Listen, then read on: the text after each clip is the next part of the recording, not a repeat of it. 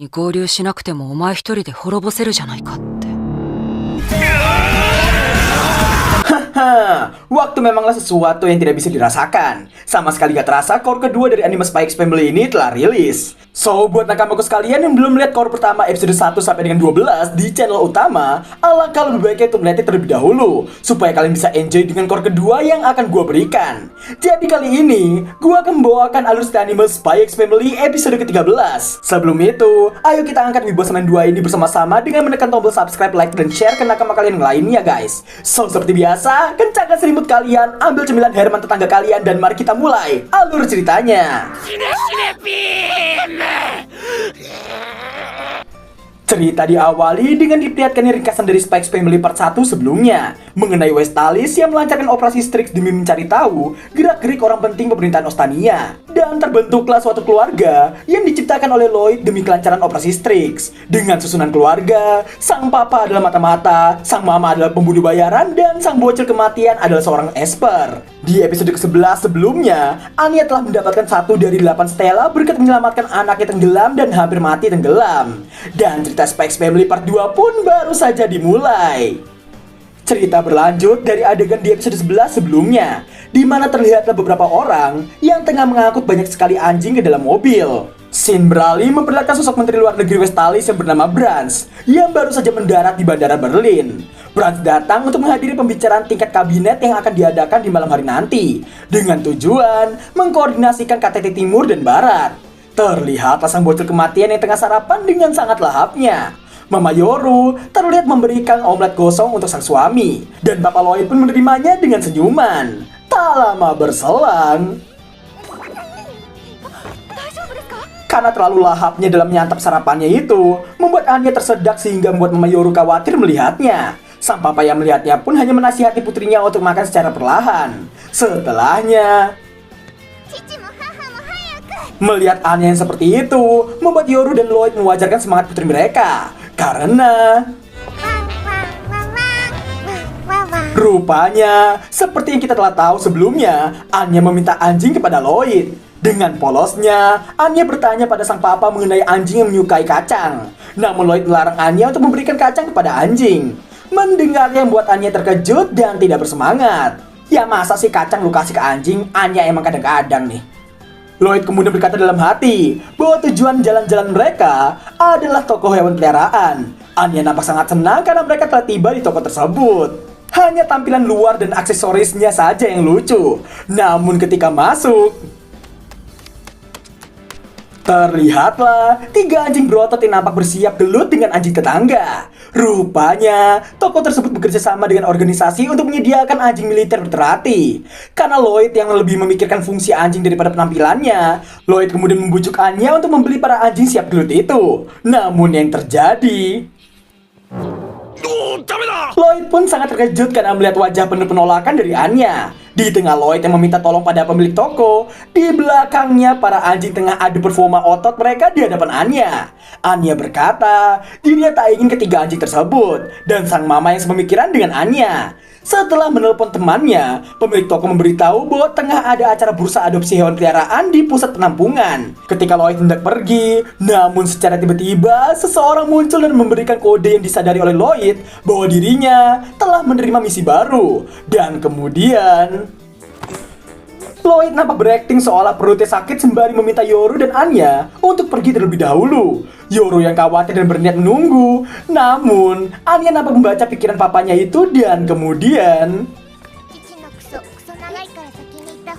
mendengar perkataan putrinya itu membuat wajah Yoru memerah sesaat dan memahaminya. Terlihatlah wajah Lloyd yang sangat memerah dan meminta Anya untuk mengatakannya lebih sopan lagi. Dalam pikiran Lloyd, dirinya terbantu namun dengan pilihan kata Anya yang belak-belakan. Di jalan, Lloyd nampak protes karena harus ke markas dan takut keluarganya curiga jika terlalu lama. Singkat waktu, setelah membahas rencana pembunuhan Menlu Branch yang dimana musuh mereka mengincar KTT nanti malam, dan tersangkanya adalah sekelompok mahasiswa xenofobia Universitas Berlin. Pak tua ini memberitahu salah seorang anggota mahasiswa xenofobia itu telah ditangkap. Namun orang tersebut enggan membeberkan lokasi kawan-kawannya itu. Pria tua itu menganggap peran Lloyd sangatlah berat, yaitu sebagai seorang papa sekaligus menjadi agen. Lloyd menganggap zaman sudah gila karena bocah saja sudah menjadi teroris. Terlihat tampang bocah yang ditangkap dan masih enggan membuka mulutnya. Sesaat kemudian, Sylvia masuk dan karena si bocah itu yang tak ingin membuka mulutnya, terlihat Sylvia yang menatap dengan tajam dan berkata, mereka sudah tidak ada urusan lagi dengannya. Karena pemimpin bocah itu yang sudah tertangkap. Mendengarnya tentu saja membuat si bocah mahasiswa ini terkejut dibuatnya. Terlihatlah pria yang tengah digiring itu adalah pemimpinnya yang bernama Kate. Namun, leadernya justru melontarkan tuduhannya kepada bocah itu. Karena banyak omong, pria itu digiring dan nampak meledek bocah itu. Sontak saja membuatnya terkejut karena telah dijadikan kambing hitam. Sylvia yang menyindir hubungan mereka yang setia kawan. Sylvia memberitahu mereka tidak peduli siapa pemimpin organisasi bocah itu. Karena bagi Sylvia dan organisasinya, yang benar adalah orang yang memberikan informasi. Karena telah dihianati, bocah itu pun hendak membuka mulutnya dan mendengarnya, membuat Sylvia ingin mengetahuinya secara rinci. Di tengah Sylvia yang menginterogasi bocah itu, si pria tua beruntung mereka dapat mengetahui gerak-gerik Kate lewat rekaman CCTV. Dan hebatnya, orang di sebelahnya itu menyamar hanya dengan mode rekaman video pendek semata. Rupanya, Lloyd menyamar menjadi Kate dan mengkambing hitamkan bocah itu untuk membuat dirinya mengakui semuanya. Di tengah interogasi mereka, Sylvia bertanya metode apa yang organisasi teroris itu akan gunakan. Bak seorang iblis atau manusia yang tak memiliki hati, para teroris itu menggunakan anjing untuk melancarkan aksi mereka, di mana para anjing yang ditangkap akan dipasangi sebuah bom, dan para teroris akan menggunakannya untuk dilepaskan ketika Menlu dalam perjalanan.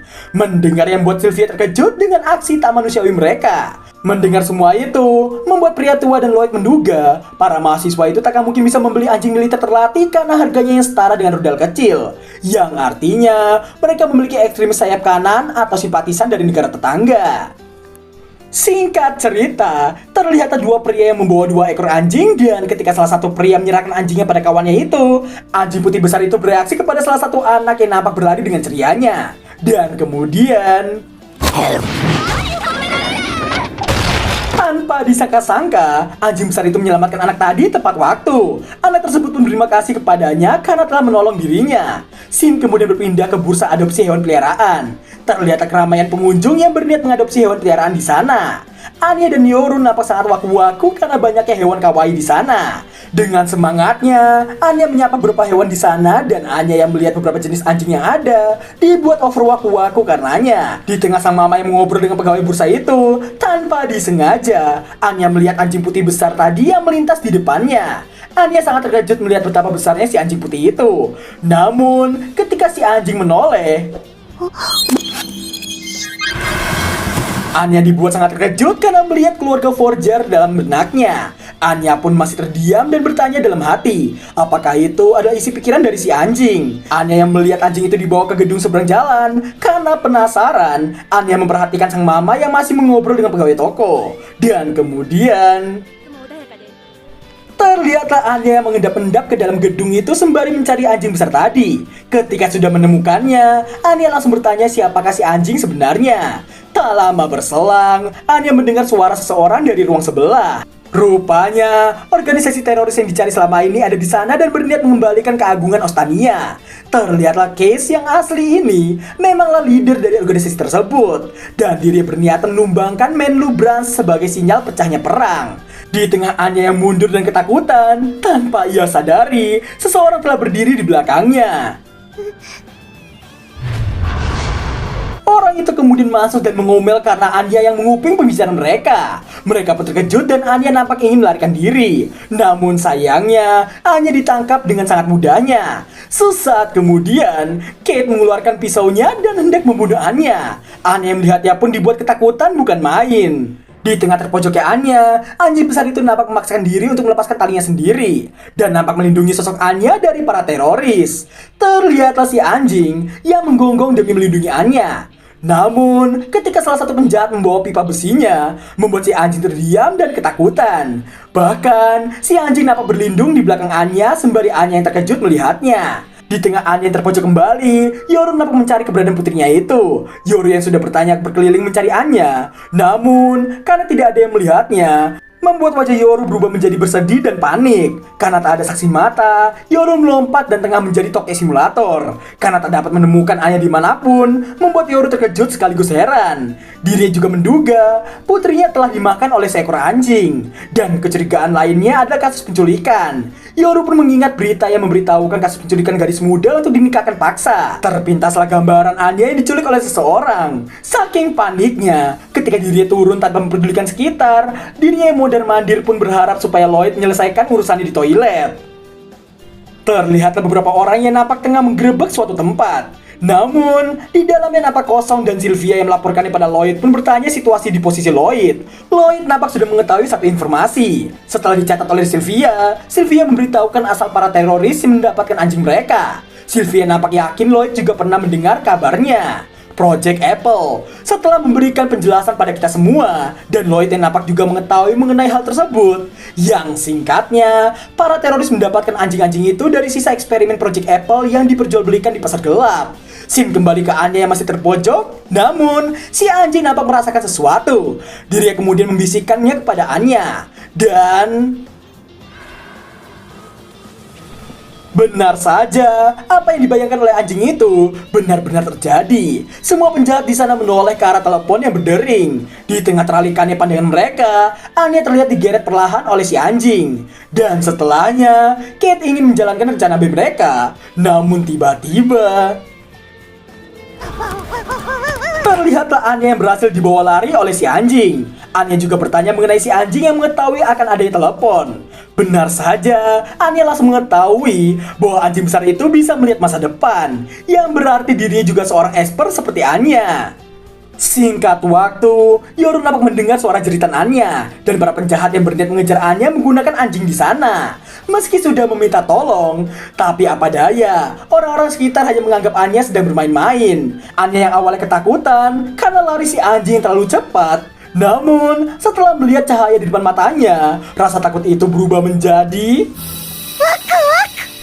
di tengah rasa waku-wakunya, Anya kemudian memasang pose kemenangan untuk menyelesaikan kasus itu. Dengan tujuan namun, kenyataan tak seindah bayangannya barusan. Si anjing bukannya berlari ke kantor polisi, namun dirinya hanya berputar-putar di gang saja. Dan tiba di depan penjahat yang baru mau akan mencari mereka. Anya yang berniat kabur, namun dirinya dan si anjing dihadang oleh anjing lainnya. Dan karena si anjing yang ditarik, membuat Anya terjatuh dan Kate meminta anak buahnya itu untuk segera membunuh Anya.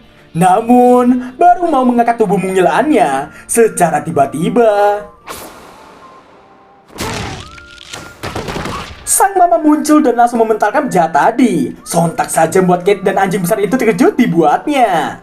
Setelah mendaratkan kakinya di tanah, di balik kepulan asap yang cukup tebal, Yoru berkata, dirinya tak akan mengampuni mereka semua. Dimana meski Yoru salah paham mengira para teroris adalah penculik, namun kedatangan heroik Yoru membuat Anya menjadi sangat bahagia dibuatnya. Dan berakhirlah alur cerita anime Spy X Family part kedua episode pertama. Seperti biasa, gua akan memberikan rating dan komentar untuk episode perdana ini. Karena gak ada yang buruk atau pantas untuk dikritisi, gua cuma bisa bilang episode pertama di part kedua ini sudah sangat sesuai dengan ekspektasi gua seperti halnya gua membaca manganya. Jadi untuk itu, gua akan langsung memberikan rating terbaik sebesar 9,8/10 untuk episode pertama ini. Gua ucapin terima kasih banyak karena telah menonton hingga akhir video dan sampai jumpa di episode kedua minggu depan. Bye bye.